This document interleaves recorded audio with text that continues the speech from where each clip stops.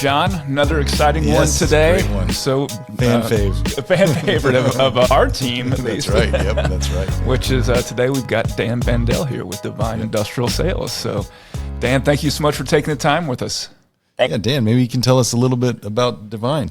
Yeah, we started actually in 1981 under my dad, Mike Bendell, and was really started as a manufacturing rep company that started in a totally different industry. He came from industrial distribution, but started off selling handbags and various products, and then ended up coming full circle 2 years after he had started the company, and got back into the industrial market doing belting and rollers and conveying components. From there, it was always him. He tried to hire a few people throughout the years, but was too stubborn to kind of get guys to stick with him. So he stayed as a solo guy. And as I kind of grew up in the business, I watched from afar and would see paper napkins on the counter when I'd come down in the morning, and always was curious about what he actually did. So, and then in high school, had an opportunity to do a ride along. And, as I did that, got to see full hand out in the field what he did. He brought me to a wastewater treatment plant of all places. And so that was kind of an interesting story where part of the experience was I had to share with my classmates at the time what the ride along was all about. So, as I'm driving through the wastewater treatment plant, we're getting ready to get out.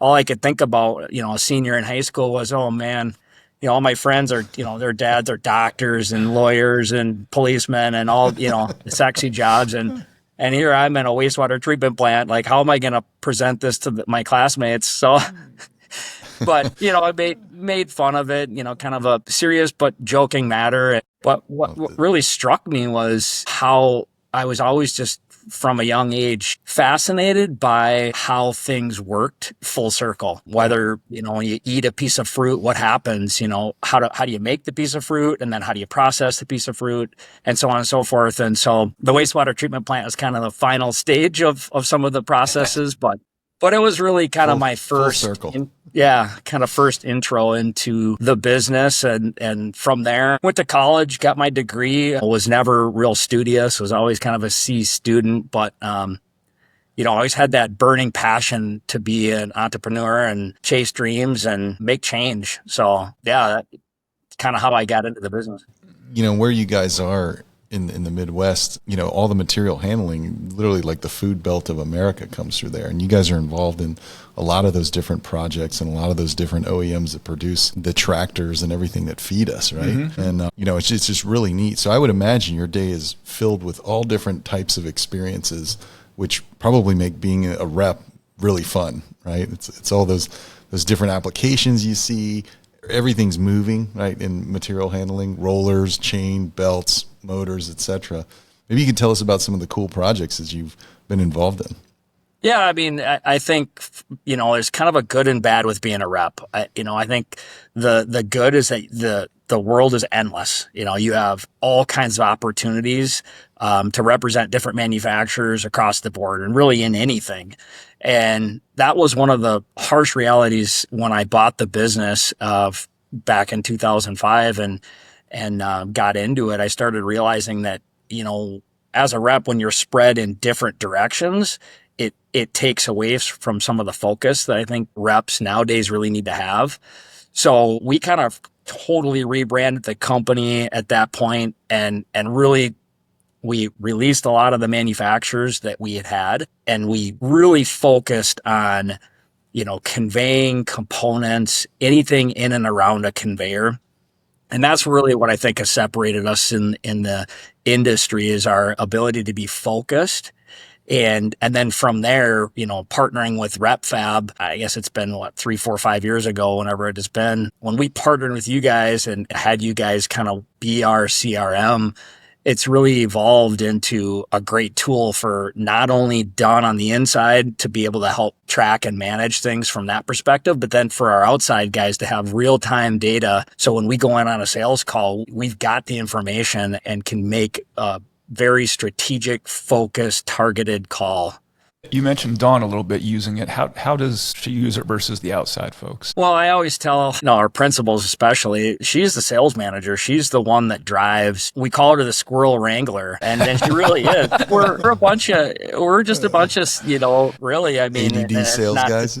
Yeah, we're a bunch of sales guys. A lot of the bright, shiny object, ADD type brains, and that's what makes us probably good in some respects at our jobs.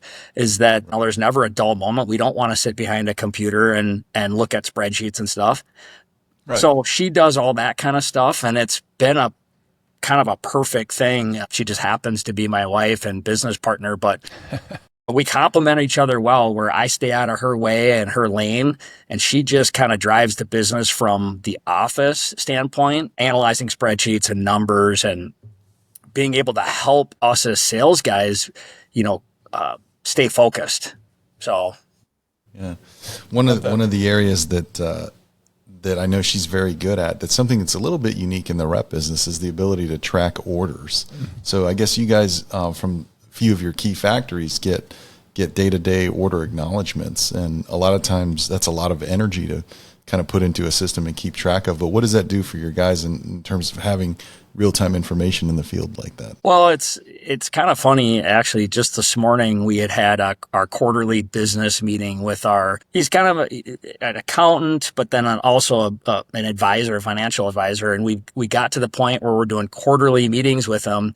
And one of the things that, we've kind of come to expect is a snapshot of, I think in the past, a lot of reps they receive in an invoice or a check at the end of the month, and then they pay their people off of that. And there's no a snapshot, what we call it, into the future as to, where's the business going? Where's it headed? And from an investment standpoint into the business, we need that snapshot. It's crucial to our everyday decisions that we make as owners as to, in the next 3 to 4 months, what kind of business decisions can we make? Can we hire that person? Is the business trending so that we can, be able to make that big decision? Or maybe it's a piece of capital equipment or whatever the case may be. And so for Dawn to be able to track the orders, that gives us typically a 90-day window to say, okay, hey, business is still holding, even though you turn on the news and the Dow is down 500 points or Trump just added more tariffs or whatever. People just have this knee-jerk reaction to like the world's falling. And it's like, no, let's make a business decision based on the information that we know we have. Yeah, you're not just going out to the mailbox to find out whether you're going to make payroll this month, right? Yeah. And I started that way. I mean, I remember when I first was the Excel spreadsheet, and I would go out to the mailbox every 2 weeks, and I'd be like, Lord, please, I hope my check is good, and that was just the way it was done back in the day. And I think, hats off to Repfabric for being able to help come alongside the rep agencies and tailor some of your software to what the reps really do need as we move into the next generation of people coming up, and that's real-time information. When I know a lot of times you guys struggle with getting good information from your manufacturers, what does that look like? What are some of those challenges? Yeah, we kind of comically joke about it, Don and I, but every year she sends out a year-end letter, and while some of the manufacturers might think it's just another letter written, we actually personalize each letter. And one of the things in that letter is what we need from them, kind of an overview of the year for Divine, kind of where we're headed for this next coming year. But, some of the things we need, and every year since she's been sending that letter, she puts on there that we need sales orders, confirmings. We need quotes sent to certain quotes at Divine Industrial, for example, so that the appropriate people have the appropriate information. And you would be shocked at how many people don't read the information. They don't do what we're asking them to do. And so garbage in is garbage out. And that's just the reality of it. And so, we're only as good as the information that the manufacturers are giving us. But when they give us that, and our A manufacturers that give us that information, we have reports, we're able to stay on top of our follow-ups, we're able to give them back the information I think that ultimately these manufacturers crave, which is, how did that quote turn out? Did we win it? Did we lose it? And why? So being able to have that impression. Yeah, thanks. No, and I think, Scott, you brought that up before as a manufacturer, and that you don't get to see, you probably didn't even know what some of the reports are that you generated for your reps when you had your 26 reps. I mean, we had 26 rep agencies, Dan, and I can tell you over a 5-year period, I never even thought to say, what kind of sales and commissions data are we providing them? I never thought about it, right? The VP of sales. I was VP of sales, yeah. Right? But I tell you, if one of them, so I'm assuming we did a decent job since no one ever said anything, but I'm telling you, if one of them would have scared of you, or they're scared. Thanks, John.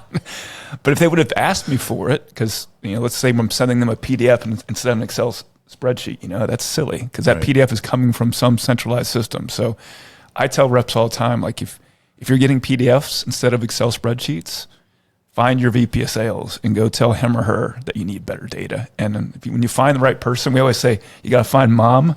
Yeah, mom's the one who cares, right? So you got to find the one who cares about you. So it's great.